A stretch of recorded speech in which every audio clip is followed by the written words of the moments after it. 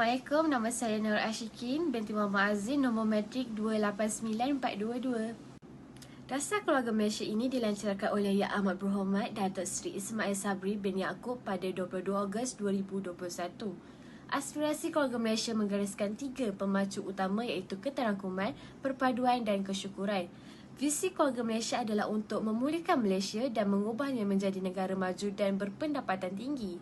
Agenda Keluarga Malaysia adalah untuk membina semula ekonomi, memastikan keselamatan dan keteraman negara, menggalakkan kemakmuran sosial, mengukuhkan infrastruktur, mengukuhkan persatuan dan mempromosikan perkhidmatan. Assalamualaikum, nama saya Nur Akilah binti Ramlan, juga nombor penduduk saya 28949. Saya akan bertangkan tentang isu yang terdapat dalam golongan petani dan juga nelayan. Antara isu yang terdapat dalam golongan petani yang pertama ialah pengeluaran padi yang rendah. Hal ini disebabkan oleh pihak pengeluar padi kilang tersebut tidak mempunyai kos atau kewangan yang mencukupi untuk menampung kos pengeluaran padi tersebut. Tambahan pula, kos bagi pengeluaran padi agaklah tinggi berserta dengan persekitaran perniagaan yang tidak kondusif, iaitu di mana kurangnya keluasan bagi sesebuah penanaman padi. Yang kedua ialah pula perpindahan padi antar negeri, yang mana hal ini disebabkan oleh penanaman padi atau pengeluaran padi bagi setiap negeri adalah tidak sama. Yang mana untuk penanaman padi, sesebuah kawasan perlulah cukup ataupun meluas berserta dengan kedudukan yang strategi, iaitu mempunyai pengaliran air yang baik supaya pertumbuhan padi dapat berlaku dengan lancar. Bagi isu yang terdapat dalam golongan nelayan pula ialah yang pertama, aspek keselamatan yang tidak terjamin. Hal ini kerana pihak nelayan sanggup turun ke laut walaupun mereka tahu tentang ketidaktentuan cuaca. Juga perkara yang tidak ini akan berlaku seperti musim ketujuh, laut bergora dan juga ancaman lanun. Dan juga bot dan juga vesi yang digunakan oleh mereka tidak mempunyai peralatan keselamatan yang mencukupi seperti alat pemadam api, jaket keselamatan dan juga sebagainya. Isu yang kedua pula ialah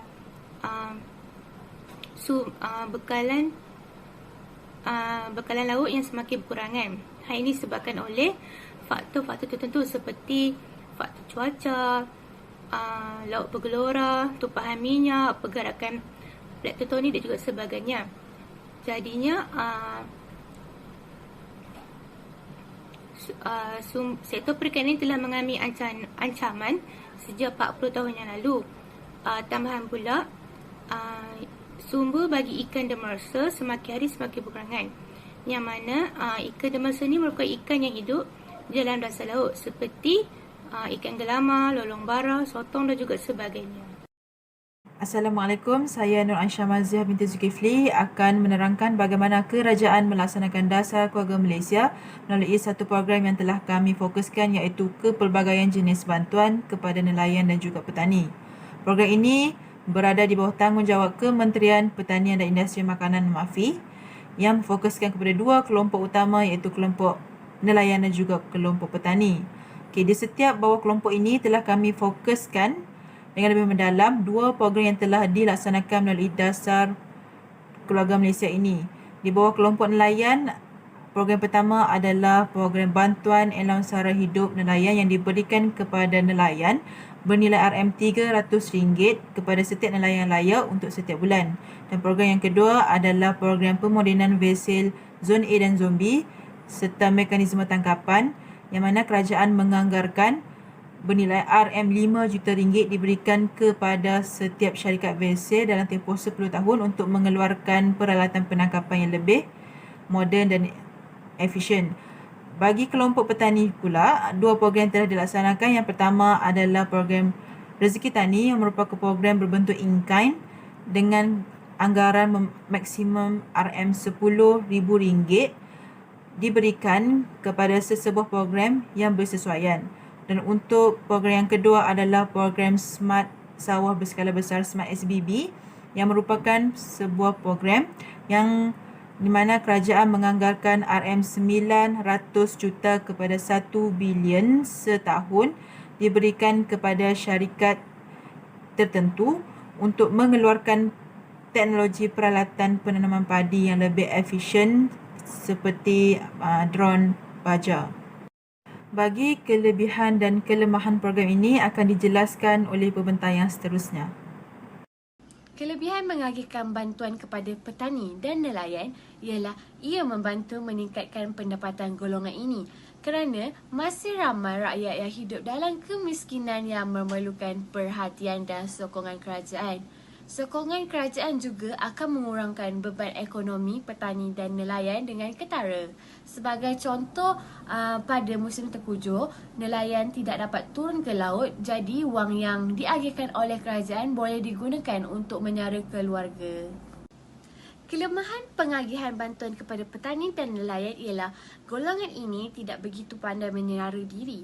Kerajaan cuba membantu golongan ini melepasi garis kemiskinan dan mengubah hidup mereka. Tetapi, masih ramai antara mereka yang tidak bekerja dan mengharapkan bantuan kerajaan sahaja. Sokongan kerajaan kekal, tetapi bantuan ini bertujuan meningkatkan sokongan kerajaan dalam mengubah kehidupan mereka menjadi lebih baik.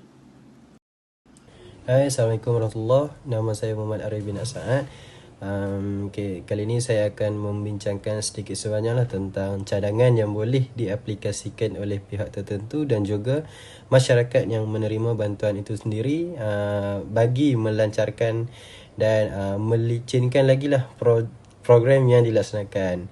Yang pertama adalah sebelum adanya peluang yang lebih baik untuk pelaksanaan program itu berjaya, terdapat cabaran yang perlu ditangani. Cabaran ini termasuk aspek kawalan dan pemulihan sumber perikanan dan pertanian. Sebagai contoh dalam kes pertanian adalah penggunaan pukak tunda yang menjadi salah satu faktor yang paling ketara yang menyebabkan kehabisan sumber yang terdapat dalam perikanan pantai. Oleh itu adalah lebih mencabar bagi nelayan untuk mendapatkan kualiti makanan laut yang berkualiti tinggi dan mencukupi, yang merupakan penyumbang utama kepada pendapatan mereka.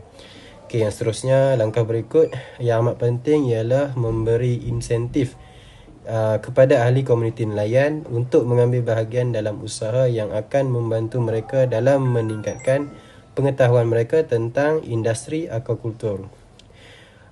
Sebagai contoh ialah penternakan ikan air tawar, ikan hiasan, ketam, udang dan kerang serta ikan yang diternak dalam sangkar.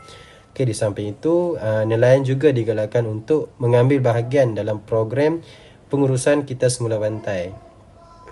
Langkah ini ataupun inisiatif ini menghasilkan pembuatan pelbagai produk termasuk baja, gelatin dan kalsium daripada pelbagai sumber sisa pekerja termasuk tulang ikan.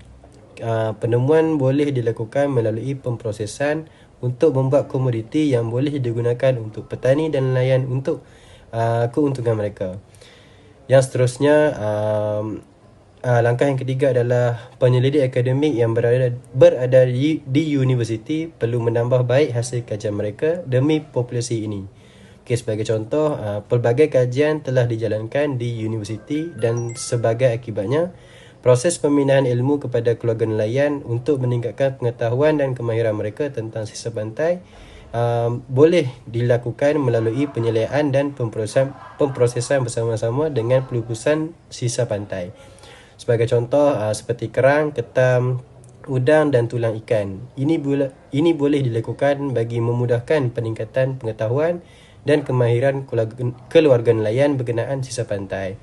Hal ini boleh dilakukan bagi membuat proses pembinaan ilmu kepada keluarga nelayan bagi meningkatkan pengetahuan dan kebolehan keluarga nelayan berkenaan sisa pantai. Anak-anak nelayan juga boleh melibatkan diri mereka dalam pembuatan produk yang berasal daripada pantai sebagai cara menggunakan masa lapang mereka dengan matlamat akhir untuk melahirkan generasi anak-anak nelayan yang berilmu, intelektual dan pemikiran kreatif. Kesimpulannya, golongan petani dan juga nelayan amatlah penting. Hal ini kerana mereka merupakan penyumbang yang utama dalam sektor ekonomi di dalam negara Malaysia.